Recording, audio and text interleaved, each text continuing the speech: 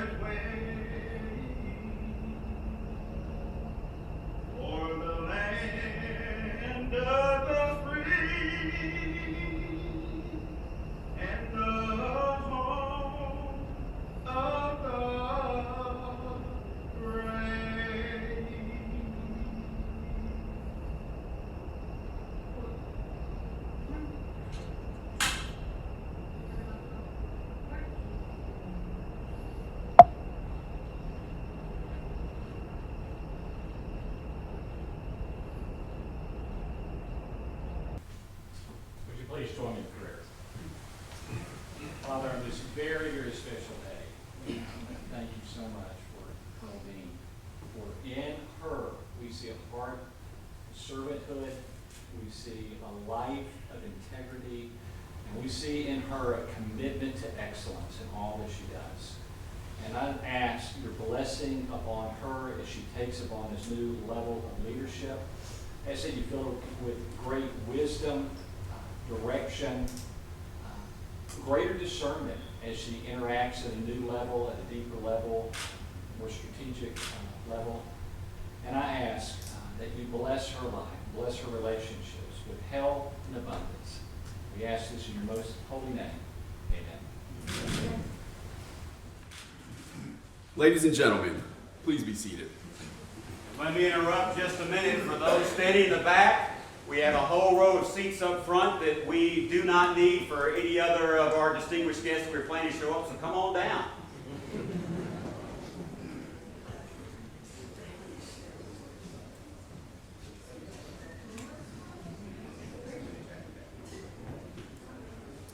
Thank you, Tech Sergeant Rollins, for that beautiful rendition of the national anthem, and Chaplain McKay for those inspiring words.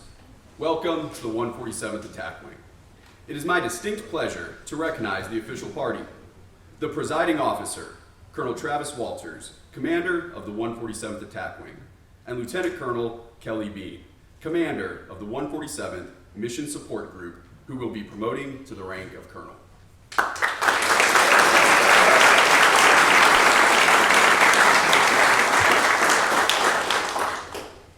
We have many special guests, family, and friends with us today. We ask that you hold your applause until all have been introduced. Lieutenant Colonel Bean's wife, Hope Bean. Her brother, Ryan Bean. Her sister, Lauren Bean, and Lauren's fiance, Kyle Wowak. And her friend, Brenda Peak. as well as a host of family and friends watching remotely.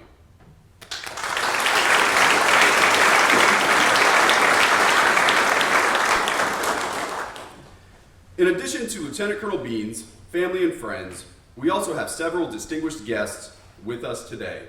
Colonel Walter's wife, Dorothy, and daughter, Ellie. Colonel Biff French, Deputy Commander, 147th Attack Wing. Chief Master Sergeant Rose Maxey, Command Chief, 147th Attack Wing. Colonel Daniel Janis, Director of Staff, Texas Air National Guard, and his wife, Patty. Colonel Daniel Urasek, Commander, 147th Operations Group. Colonel Sean Brennan, Commander, 147th Medical Group. Colonel Jason Westmeyer, Provost Marshal, National Guard Bureau. Finally, a special welcome to all commanders, chiefs, first sergeants, and members of the 147th Attack Wing and 138th Fighter Wing. We thank you all for being here today.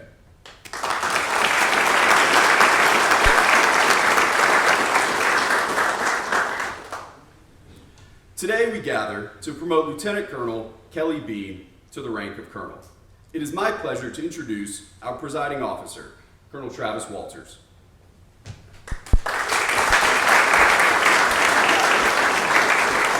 Well, good morning, everybody. What a great day this is. First to the family, Hope, and Ryan, Lauren, and all of our guests that showed up. We are grateful for your attendance today, thankful for your help in getting Kelly to this significant place. To our Council of Colonels, it's hot today, and that's what they're going to tell us. The current temperature is 90 degrees.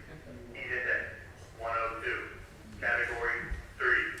Condition yellow. I say again, the current heat index is ramp temperature 90 degrees.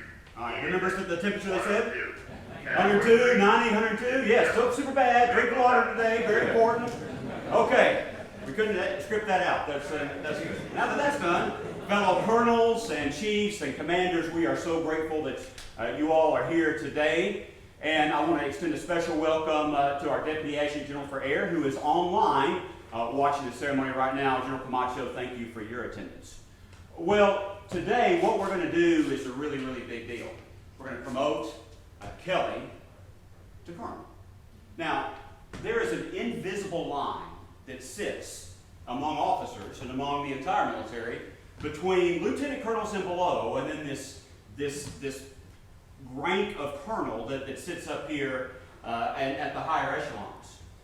I can't tell you how many regulations in the Air Force say the first 06 in your chain of command must approve that, must look at that waiver, must make sure they are consulted before you move forward. Because truly, in the U.S. Air Force, we consider the first true level of adult supervision at that 06 level. And that's where the generals really trust the 06s to make sure in the field that things are happening in accordance with our policies and regulations and good order and discipline. So becoming a colonel, being a colonel is a really, really big deal.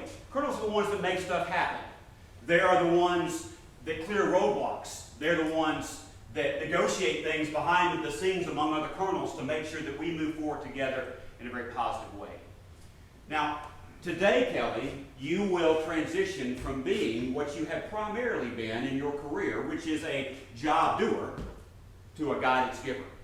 Now, admittedly, you have been in the position you've been in for quite some time, but it is just different when you're wearing the Eagles.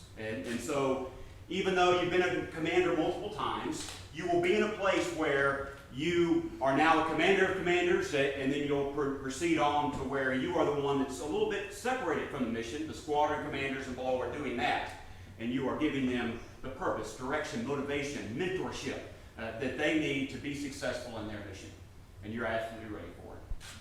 Now, the other thing colonels do is they bridge the strategic and the tactical. So the generals are way up here, making big decisions, doing all sorts of crazy things, thinking big thoughts. And then the colonels, the 06s, take all of that big pie-in-the-sky guidance, translate it into digestible bits, like operationalizing the national security strategy. They translate it into those digestible bits and get it down to the field so that they can know where they need to go and what they need to do. Conversely, colonels take the tactical level. They take the people, the mission, throw it all together, and present it in a concise format up to the general officers so they can make the best decisions possible and lead our force forward. That's what colonels do. It's a big deal. Now, when we look at today, Kelly becoming a colonel, over the years, I have heard this phrase, I've seen it used time and again. That person is a boy colonel. You ever heard that said before? And it's not about gender, a boy colonel, B-O-Y, boy colonel. And what that means is we took someone who is relatively young and promoted them to 06. Like, man, they're still a kid. It's not talking about gender, it's talking about promoting them a little early. And so, as we look at Kelly today, I'm going to call you, we're going to make you a girl colonel. A girl colonel because Kelly at 42 years old, at 20 years of commissioned service, is pitting on the rank of colonel, and that is a big deal. Let's give her a little round of applause for that.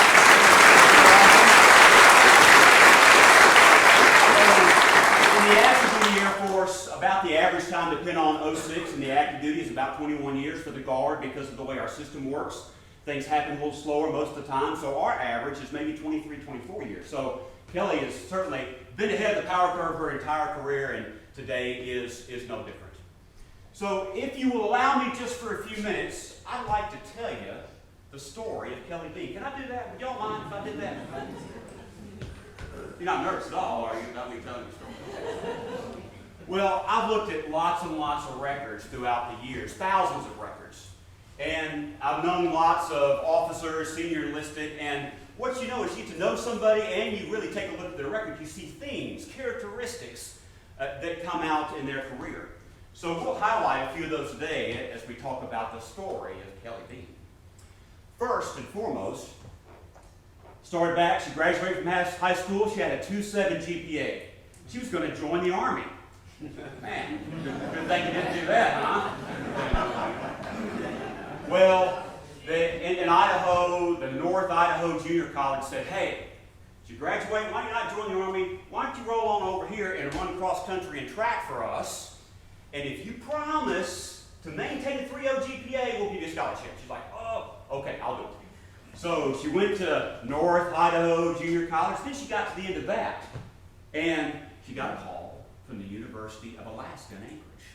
And they said, hey, we're standing up a women's cross-country track program here. We'd love for you to come up. We'll give you a scholarship, and you help us get this program kicked off. And there's where we see the first characteristic that reigns true in Kelly's career and in her life. And that is that she has an adventurous spirit. Would y'all agree with that? You know, she's got some adventure, she's got some spunk in her. And so she gets out of Idaho and goes up to Alaska, goes to college for a few years, succeeds there, jumps into the Air Force ROTC program, gets more scholarship, and then comes out as a conditioned officer at the end in 2003. 2003, she moves down to Fairchild Air Force Base in Washington State, her first active duty assignment, and she's a services officer. And this is where we see another thing that reigns true in Kelly's career, and that is that she is an advocate for all. You know what I'm saying? She's an advocate for everybody. No matter what your rank, no matter what your position, she will advocate for you. In fact, there's been numerous times where she's been in my office called to the mat, arguing on behalf of an airman in the wing to try to move forward together because she wants goodness for everybody. Well, part of that advocating for all was she spent most of her weekends not only taking care of DFAC stuff and gym stuff like you would do on a big active duty base all the time, she also did the honor guard. The honor guard stuff you just saw. She went and performed numerous funerals on the weekends because she advocates for people, even families that are hurting, that have lost loved ones. She's there in their deepest time, moments of grief and challenge. And she steps up and does that above and beyond the call of duty. And she's done that for her entire career. Well then, tragedy occurs in 2005. Her dad tragically died of cancer. And I'm so grateful for Ryan and Lauren being here today, because I understand that took the three of you and brought you super close together. In fact, you all, just talking to you for a few minutes here beforehand, I could see you all are a dynamic trio, and that's super exciting. But we appreciate on behalf of the United States Air Force your service and sacrifice and support of Kelly all through the years. I understand, though, that when we put all three of you in a room, that maybe the maturity level drops a little bit. Is that so we'll save that till after the ceremony, the after party. Y'all can do whatever you do there. So. Well, thank you so much for being here. You came down to Houston in 2018 for a lieutenant colonel promotion ceremony. I'm so grateful that you came out from California and Washington State to be here. Big trip. Thank you, and thank you too for being here as well. So as we move into 2006, the Air Force was letting a lot of people go, and CGOs, and so Kelly took that opportunity to jump over into the National Guard. She joined the Washington Air National Guard in 2006 in the 141st Services Flight. And in this endeavor, she was also working on another trait that we see in Kelly's career, and that is that she is always looking to be the best version of herself. Self-development is a mantra that Kelly has. And so she, in 2006, got a master's degree in organizational leadership from Gonzaga University. So evidently, they don't only play basketball, they give degrees to people with cool hair. So there you go. Good job there. And by the way, that is the first of 3 master's degrees that she now currently has. So she is truly relentless in self-development and making sure that she is ready for whatever is coming next. And I appreciate that about you. Well, then 2007, 2008, great things happen. She's working in services. She gets a job in a local bike shop. And here we see some more of that adventurous spirit where Kelly loves everything on 2 wheels. And so she spends 8 years of the next decade being a normal employee in a bike shop, and then moves on to San Antonio later on to become a store manager and then a general manager, and had wild success, great success in the civilian sector, working in a thing that she really loves, and that's bikes. Well, 2008 comes along. She's won a couple of awards, big awards. She's the CGO of the state and of the year in the state of Washington. She also is the Air National Guard Services Officer of the Year. Any surprise there? No, not at all.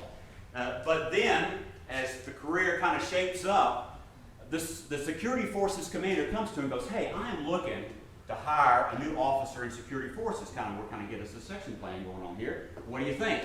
And she says, "Nope, I'm a services troop. That's what I'm doing. I love services."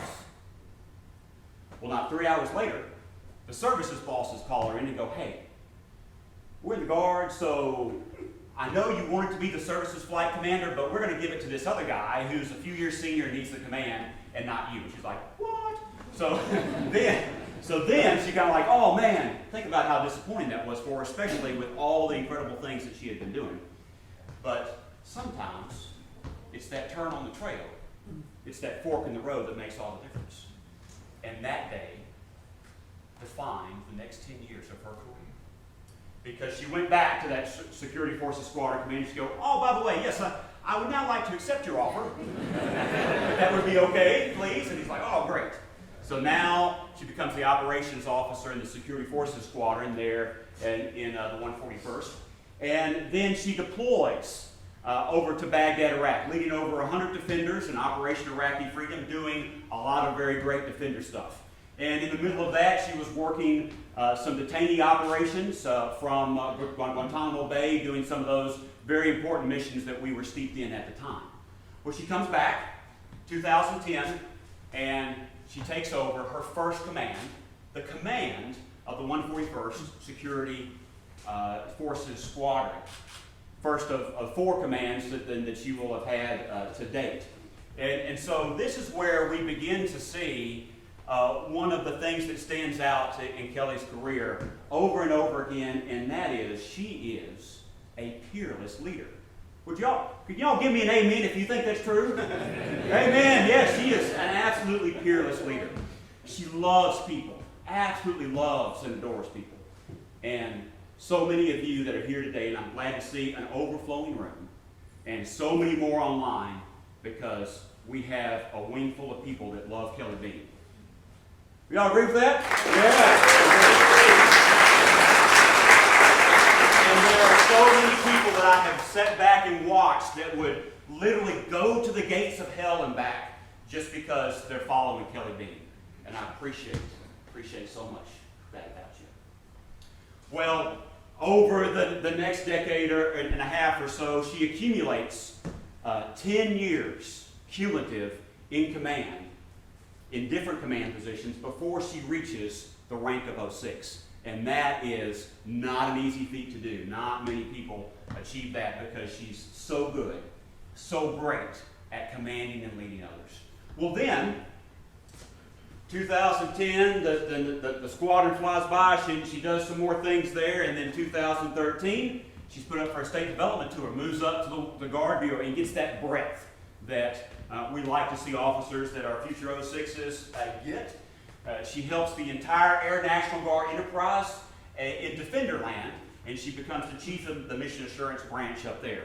A lot of very important things that she did there, but those pale in comparison to the most important thing that happened in Washington, D.C., 2014, on Match.com.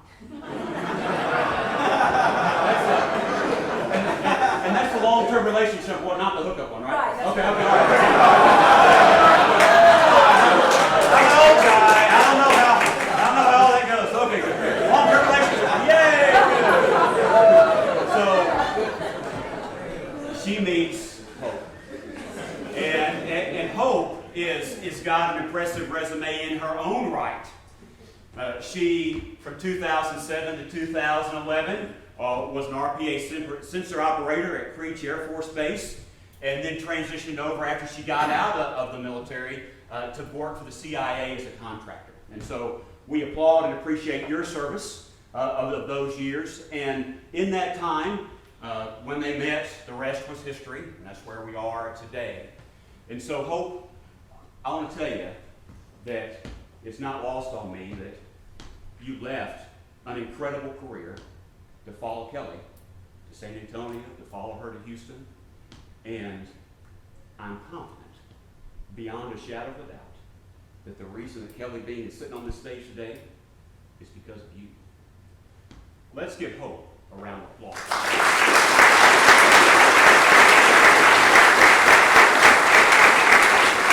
On behalf of the Graceful Air Force, thank you for the services and sacrifices that you have made for your family. Well, 2016 comes along, and then she gets picked up as a DSG commander at the 147th Security Forces Squadron. Finally gets to Texas, and we're glad to have her. So it was a time of transition. She took care of a lot of things. She leveraged those relationships from the Guard Bureau to make sure that we got an indoor modular range. A lot of other things that happened there, and she brought all that goodness with her and really took over her second command and doing great things. Well, this time she also started the Army War College program. It's a 2-year online program. It's a brutal thing. Master's degree, you get joint credit, you also get an Army, War College degree kind of thing. And so, I say, well, why did you decide to do Army War College, Kelly? I mean, that was harder than just doing the Air War College. It would have been simpler. And she's like, well, it would have been stupid not to. Okay, well, good. That's a great answer. It would have been stupid not to. But what she really means behind that is that she is about that self-development and about looking for what we need at the senior officer level as she prepared for that. Whether it ever happened or not, but she was going to be prepared. And to operate in the joint environment, to operate effectively with our Army partners in the sister services matter a great deal. And so I'm tremendously grateful for your foresight in thinking through the strategic implications of doing that. Well, then we forward to 2021, and Chief Malloy calls her up and says, hey, did you see that Force Support Squadron announcement? She's like, no, I didn't know what. She says, it's an 05 AGR announcement. They changed it. It's not a technician one. It's like, oh, now, another fork in the road. She's confronted with a decision. Do I sit over here in security forces where I'm comfortable? Do I continue to complain about what I don't like about the Force Support Squadron? Or, option B, do I jump in and throw my name in the hat to see if I can go over there and make it a little better? And what did Kelly Bean choose? You all know. Option B, because that's who Kelly is. And so, as our force support squadron, as she entered in, she actually got hired for that job, but it wasn't I don't think, remember Colonel Janice, wasn't by the skin of her chinny chin chin. She was recovering from COVID. She blew out a tire. She had to come get rescued to get to the interview on time, and then Colonel Janice was like, oh, okay, I'll hire you, you know. So thankfully for the wing, and thank you to Colonel Janice and General Camacho for their insight into putting her in a place that she was badly needed, because we were in a transition point in the FSS where a lot of long tenured, very experienced people were getting ready to retire, and she put a lot of life and morale building and team building into the FSS, to where today, I tell you, for the FSS warriors in the room, I cannot be more pleased with how the FSS is going today. And those seeds go back to Kelly O.B. So, great job for the FSS. Thank you for that. But we all know the real reason that she transferred to the FSS. You know, those berets that you all wear as security forces, I mean, that probably messed up your hair, right? FSS, no more berets. Getting that cool hair again, so super awesome. All right, well, Kelly, amazingly enough, did a phenomenal job in what's very difficult to do, and that is succeed in security forces in command 2 times, then do a 3rd command, which almost no officer ever gets the opportunity to do a 3rd squadron command, and she does. She succeeds in a very different environment, and that's the FSS. Well, when it came time for General Camacho and I, under the direction of General Seltzer, to choose a mission support group commander to succeed Colonel Janice, it was a no-brainer. It was Kelly Bean all the way. And so, by moving her in 2022 to the mission support group job, it's telling the entire wing that she's going to be an 06. Of course, you all know that. But our process in the Senate and confirmations and just takes a long time, a year and a half sometimes. And so today is kind of a catch-up of where we started back last fall. But I've watched over the years when people are publicly named 06, or they're put in an 06 slot and people know it's going to happen. There's really 3 reactions among the masses here in the wing, you know, for example. The first reaction is kind of maybe a relatively unemotional one. Then some are like, they're a smart person, they're a competent leader, yeah, they've done all the right things, yeah, that kind of makes sense. It's the make sense reaction. Y'all kind of seen that? It's like, okay, all right, that's the next thing that's happening. The next reaction, which is what we never want, is when numerous people around the wing are sitting in their offices by themselves and they go, no, why did they make that person an 06 and it's terrible? Y'all have felt that before? Everybody felt that before? I mean, maybe I've felt that. In theory, I know a guy who's felt that before. There's that reaction, of course, which is what us as senior leaders never want. We want to make sure that the right people are put in place. Then there, on rare occasions, is the 3rd reaction.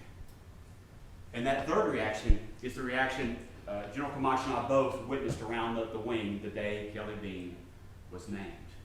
And that's this reaction. It's, yes! Yes, yes, yes! It's almost like, y'all seen the Despicable Me movie? It's almost like the Minions throwing a party, like, woo! They're jumping around, wearing party hats, blowing blowers, everybody's having a big time. That was what was happening around the wing the day Kelly Bean was named, because everybody knew that we put the right leader in the right place. A leader who was going to be an advocate for all, an advocate for her airmen, and one who could peerlessly lead like nobody else. Well, in the wake of that, she was recognized at the Air National Guard level for the Wilma Vault Award for leadership, one for selfless spirit of service, an award that recognizes those that create opportunities for women and create ways to integrate women into the U.S. Air Force. A thing that Kelly Bean has done a great job of. Again, an advocate for all, no matter what your race, no matter what your gender is, no matter what your creed is. Well, as we go over to the mission support group, great things started to happen, and there as well. And I think it almost became known, I think, as the John C. Maxwell Mission Support Group, because Kelly Bean loves John Maxwell, great leadership teacher. She's a certified coach, teacher, speaker, mentor. And this is another thing that we see come out in Kelly Bean's career, and that is that you are an exceptional communicator. Exceptional. It's almost scary to be on stage when you know Kelly Bean's going to speak next because, I mean, she's going to do awesome. You know it. And so I appreciate the fact that you take a lot of time and effort to make sure you communicate well and right and put a lot of effort into that. And she was selected this year to go up to the Air National Guard level and be a course facilitator for our Squadron Commanders course. A 3-time Squadron Commander, now a Group Commander, who gets to teach the rest of the Air National Guard new commanders how to command. And I couldn't think of a better person to do that. Well, as we look at getting ready to make Kelly a Colonel Day, I wonder if I could ask y'all a favor real quick. Can y'all just do some earmuffs real quick here? I'm going to talk to Kelly just by herself. Okay, just a woman. Okay. So, Kelly, I know we have had numerous conversations, lots of deep discussions, and I really value those. And there's been a time or two where you've asked some kind of question, just kind of out of a little bit of concern, to say, what does my boss think of me? And it meaning that you want to make sure you're doing an okay job. You want to make sure that you're meeting the intent of your boss. And so the question is, what does your grumpy old boss, who can sometimes be harder on you than you would prefer, what does that old guy, Colonel Walters, think?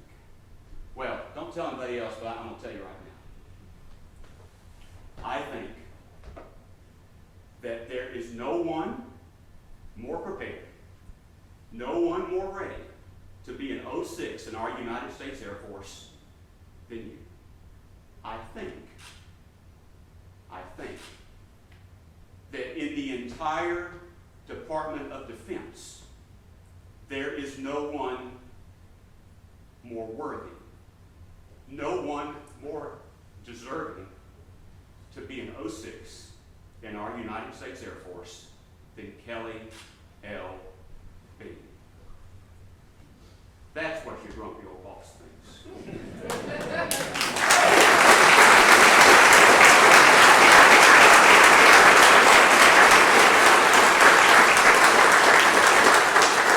All right, y'all can take the earmuffs off. We're done talking. Let's go back to the ceremony now. It's a great day. And I am excited, Kelly, to get to make you an 06 today. I am so excited to continue to serve alongside of you because you and having the leadership team that we have here at the 147th, you make me better. And you make me a better leader, you make me a better commander, and I am so, so grateful for how you lead our airmen. So without further ado, let's get this on. Come on up here, Kelly Bean.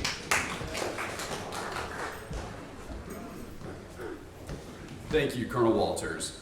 Ladies and gentlemen, please rise for the publishing of the promotion order. Attention to orders. Special Order AP-0965, dated 31 July 2023. By order of the Secretary of the Air Force and direction of the President, federal recognition is extended to Kelly L. Bean. She is promoted in the Reserve of the Air Force to the grade of Colonel, with date of rank and promotion effective date 27 July 2023. Signed, Daniel R. Hokanson, General, United States Army, Chief, National Guard Bureau.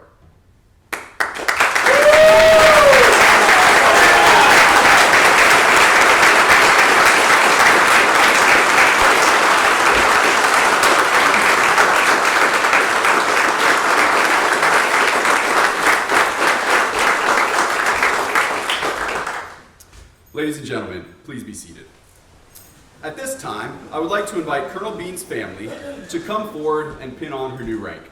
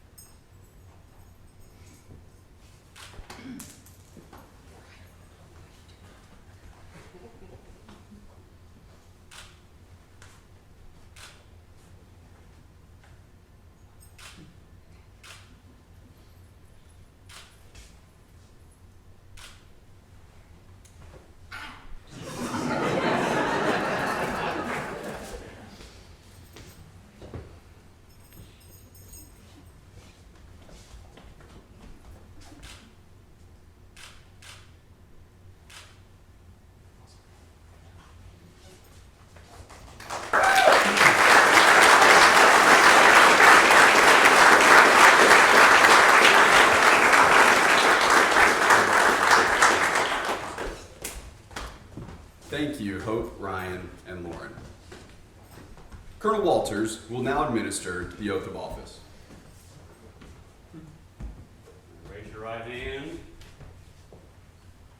I state your name, do solemnly swear I, Kelly Lynn Bean, do solemnly swear that I will support and defend the Constitution of the United States that I will support and defend the Constitution of the United States and the Constitution of the State of Texas and the Constitution of the State of Texas against all enemies, foreign and domestic, against all enemies, foreign and domestic, that I will bear true faith and allegiance to the same, that I will bear true faith and allegiance to the same, that I will obey the orders of the President of the United States that I will obey the orders of the President of the United States and the Governor of the State of Texas, and the Governor of the State of Texas, that I make this obligation freely, that I make this obligation freely, without any mental reservation or purpose of evasion, without any mental reservation or purpose of evasion, and I will well and faithfully discharge and I will well and faithfully discharge the duties of the office of Colonel the duties of the office of Colonel in the Air National Guard of the State of Texas, in the Air National Guard of the State of Texas, upon which I am about to enter, upon which I'm about to enter. so help me God. So help me God.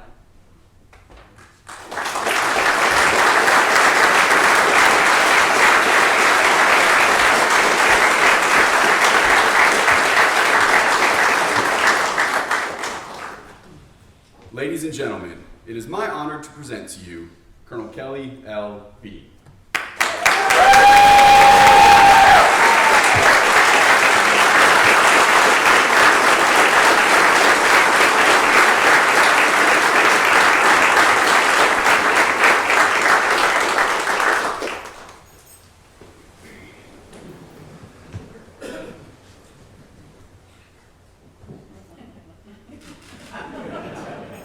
So I feel set up because Colonel Walters came in here and was like, oh, I'm nervous about following Kelly Bean. How does a girl follow that? I mean, you honored my story and my family in such an incredible way that I will absolutely never forget. So thank you. And I do think that there are definitely times in which, from a mentorship standpoint, that there are certainly some behaviors that I probably should have outgrown a long time ago. But somehow you always embraced me in those behaviors, and you never took away from my authenticity, but you just poured into me further to make me and to grow me to the officer that I am today. So, thank you, sir. And to everyone who put this on, I know, especially on drill weekend, even these small events to large events, they take a toll, take a lot of work. So thank you to everyone who helped put this on today. Thank you to General Camacho for seeing me fit to serve at the next higher grade. To Dorothy, are people made any sweeter and more welcoming than Dorothy Walters? Ellie, you're so lucky. You got great parents. Y'all are amazing. You've made me feel very welcome in my time here working with you. And Chief Maxey, Square Squad.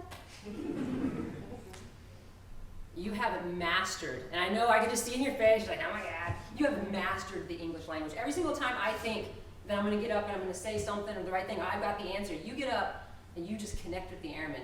And you say the right thing, the right time, always.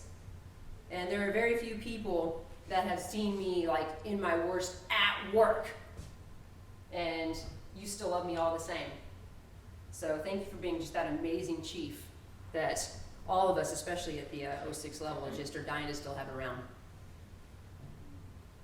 And Colonel French, you know, we go back 20 years, y'all don't know.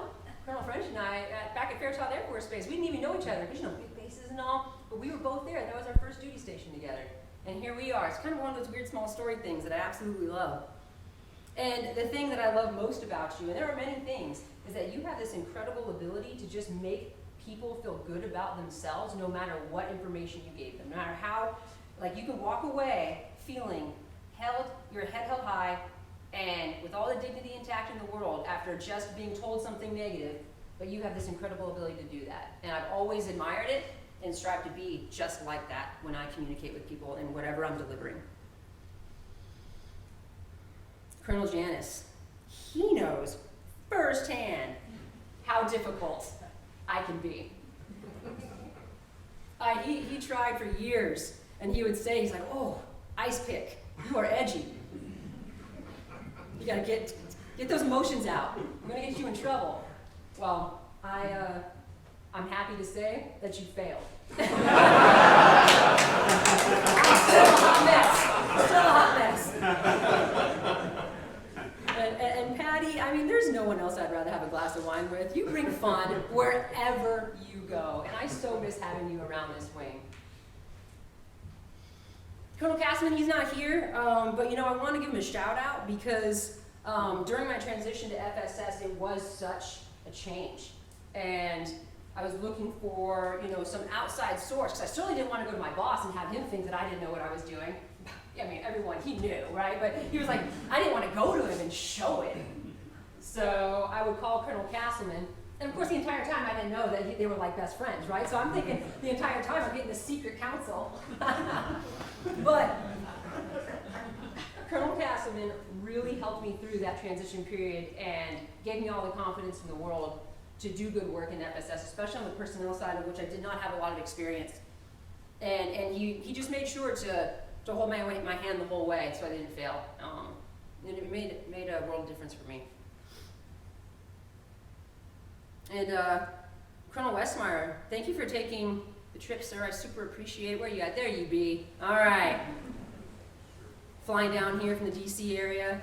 I mean, I don't know how many times over the years that I've bent your ear or you've bent mine. We practically broke each other's ears off, I think, at times. But we've grown together over the past decade. And I think it's so funny that, you know, during the time that we were here, you actually, and Colonel Campbell, mad kudos, because you made it so easy. And it's so easy. We're all lieutenant colonels, right? And then stepping into that role as mission support group commander in 06 billet, and you're always worried that you're going to have to try to force someone to do the right thing on a customs and courtesy standpoint. And I never had to do that with any one of them. They just made it so easy for me, and I'm very grateful for that. And now here we are again. What's up, Jason? How you doing?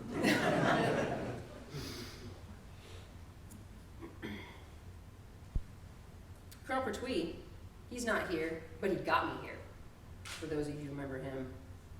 It's pretty awesome, actually, I think about who I've had leading me over the past 6 or so years, to go from Colonel Pertwee to Colonel Janis, now to Colonel Walters. From my direct supervisor standpoint, man, am I so fortunate to have had these three be my mentors in the growth period from being a major to now a colonel. I was set up for success, having three gentlemen like this be my mentors. And Chief Malloy, Chief Belvin, I started thinking about, you know, chiefs, incredible chiefs, inspired and grown me in their own unique ways. Chief Siegler, never forget you, Chief Siegler, 15 years strong, intellectual sparring partner for the past decade and a half. Countless colonels I've seen you work with, and now me. And it's kind of fun, because for those of you who don't know, Chief Siegler, she has her own, I mean, we joke about it, y'all. It's like one personal, like, Colonel Stalker, right? Because I have followed her, like, everywhere for the past 20 years. We started up in the University of Alaska Anchorage, where she graduated. Then I graduated from the University of Alaska Anchorage. Then she went to Fairchild Air Force Base. Then I went to Fairchild Air Force Base. And then she comes to Texas. And then I come to Texas. And then now, here we are, the culmination of, you know, our careers here at this point. Thank you for all the amazing times together, the course corrections you provided me, just being that all-around awesome leader that you are. And then, of course, I would be absolutely remiss if I didn't mention my squadron commanders, Lieutenant Colonel Campbell, Major Funston, Major Spiro, Major Robinson, Major May. Man, I am just so fortunate to be blessed with the best. Yeah, blessed with the best. Scary how good they are. Scary how good they are. I always kind of joke that I look at my shoulder and they're climbing on my back. I'm like, get out there, I gotta keep going. Because they're just chasing, they're getting after it. They're pouring themselves into the development of the airmen and developing themselves to lead and to serve you all. And they do a phenomenal job at that, and I'm very fortunate. All the commanders and chiefs and first sergeants, I mean, we have so many in here, and so many like who are watching that I couldn't mention everyone. But I bet you $1 million I could think of a story for every one of them. Every person in this room, when I lay eyes on you, I can think of our time together, whether it's just a simple thing in passing, or whether we had long conversations, or whether you said something that really made my day that day because I was having a hard day, or maybe I said something that made your day. I have a story for everyone in this room as I look around.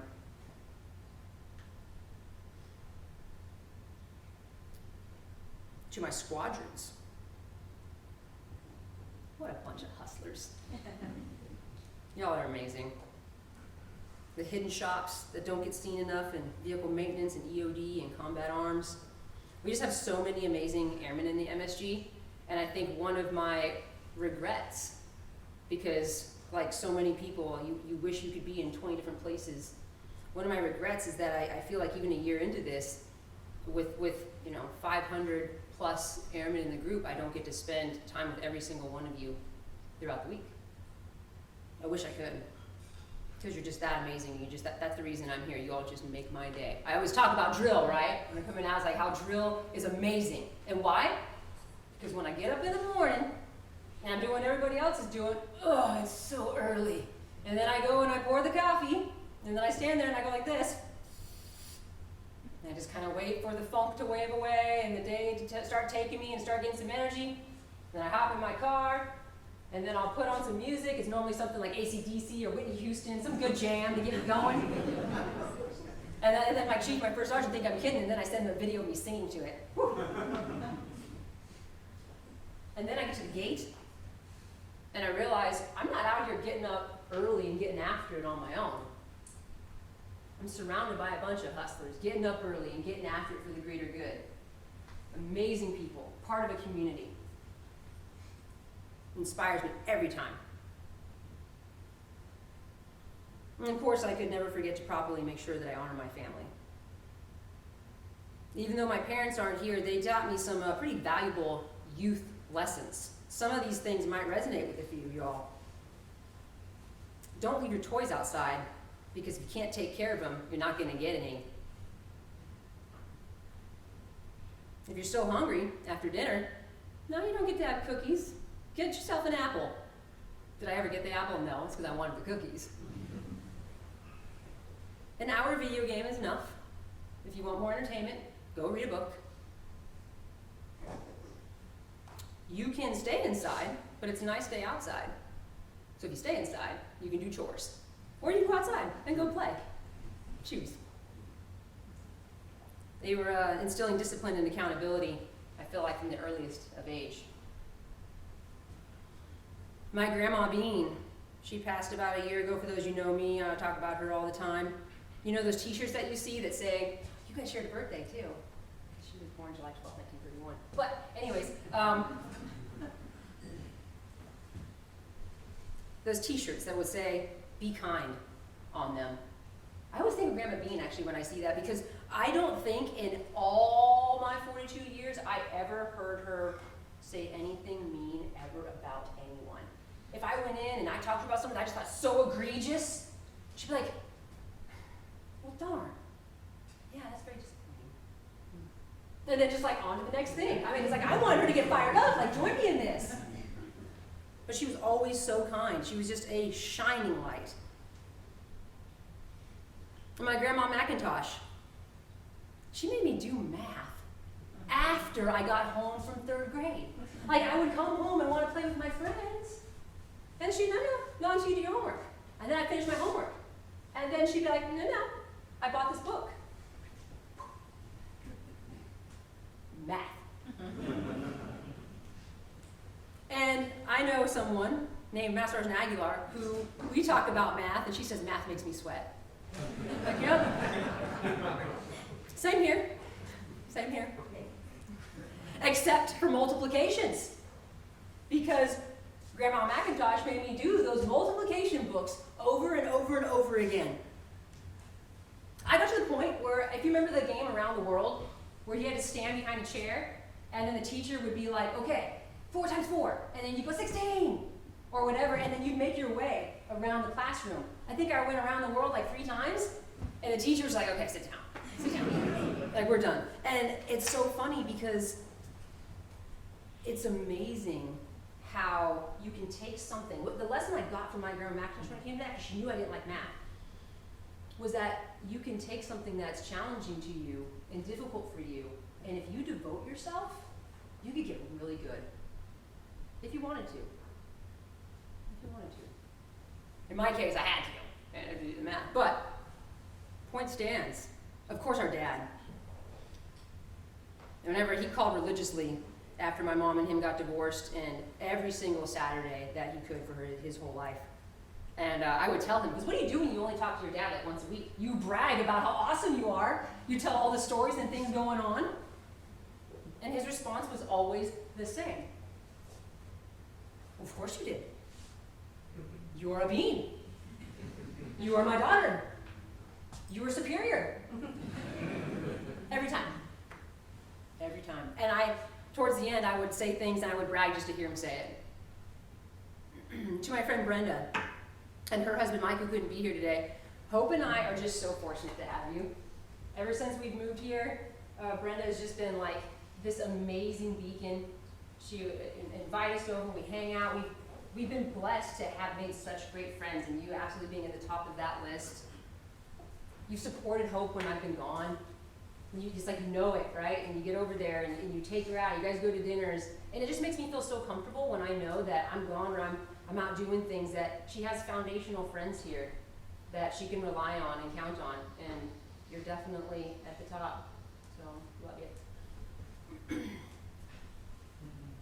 And of course, I think our neighbors, Shannon and Julie, who become dear friends of ours as well, you know, if they're watching, we love your food, we love your groovy music, we love your stories and your laughter. You guys are great. To my brother Ryan. Yes! He's my younger brother. I know, right? He looks older than me, huh?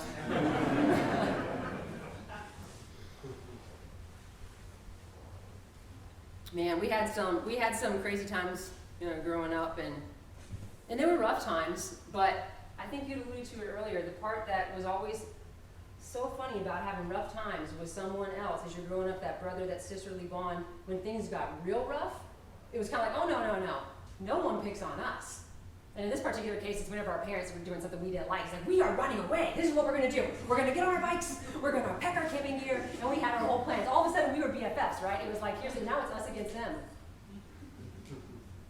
But it's really funny because, man, we fought like hell growing up.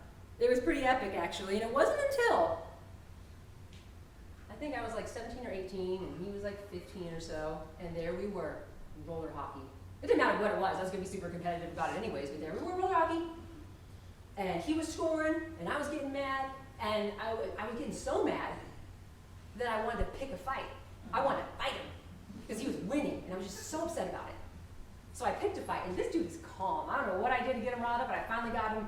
And so there we were in the garage, with all of our gloves, probably looking like a bunch of idiots. And then our mom comes out, and all she says is, "Not next to the car!" And then we're like, "Oh!" So we're going out that front. And we're rolling around, and we're punching. And then we both just started laughing.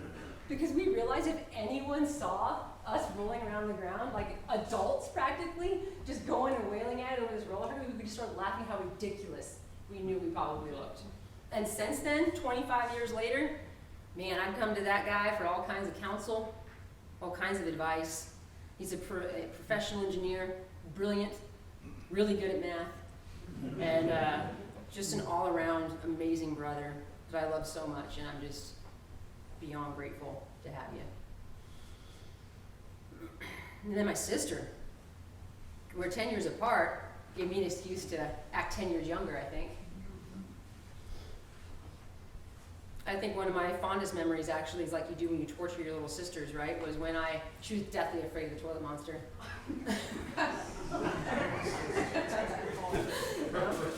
So Dad was at work, I was, house sitting and watching her, and I locked the door and I start screaming bloody murder.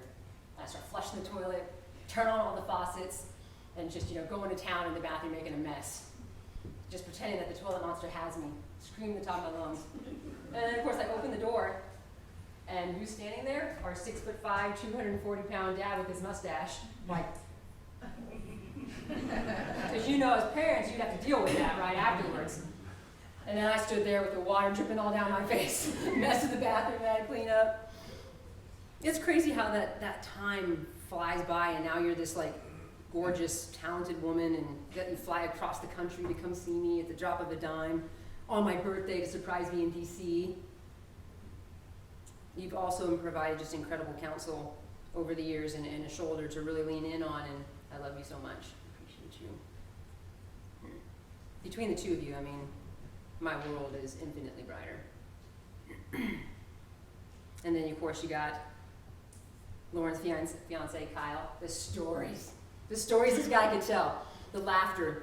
I actually don't even really remember what our family was like before you joined it. You raise people up.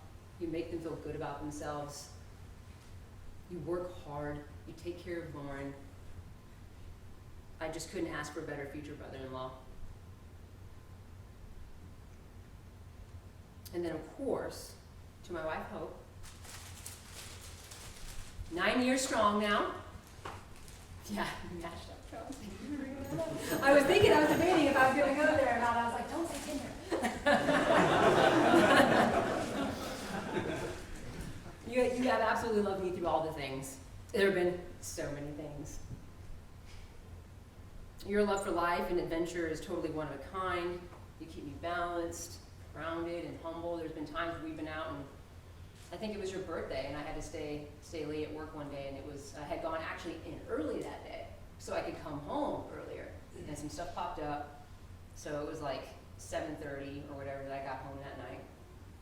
And she didn't do anything to like indicate at all that she was upset that I didn't get home to do the birthday thing that we were gonna do. She was just like, how was your day? Are you hungry?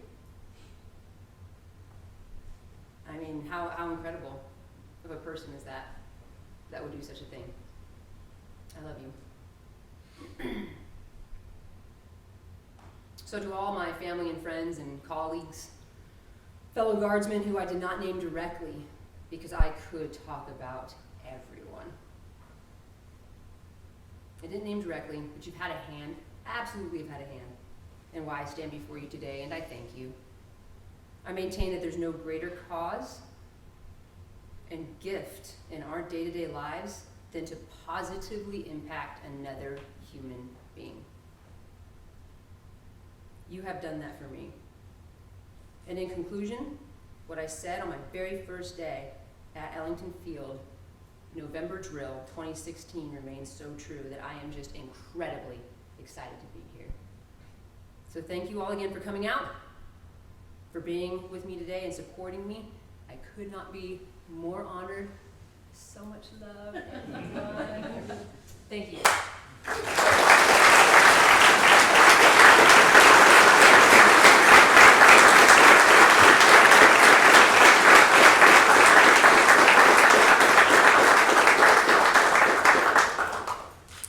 Thank you, Colonel Bean. The men and women of the 147th Attack Wing are proud of you and look forward to continue serving with you as you take on new challenges. On behalf of Colonel Bean and her family, thank you for your attendance today.